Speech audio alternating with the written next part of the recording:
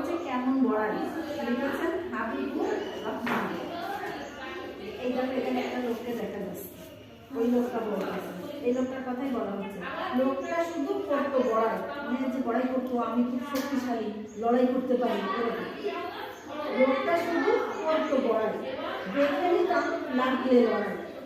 ওই ঢিবিতে মারতে বসে, ওই ঢিবি বলছে, ঢিবির মধ্যে ওই তারা যেখানে থাকে সেই ঢিবিতে চোখ পাকিয়ে ঝরছে বসে, বাবুকে ফুলিয়ে সাথী বলতো আসুক ভাটকি আছে, মানে এরকম করে বলতো যা আসুক আমি লড়াই করতে রাজি, আমি জিতে যাবো, এরকম লড়াই করতে লোকটা, তাই না?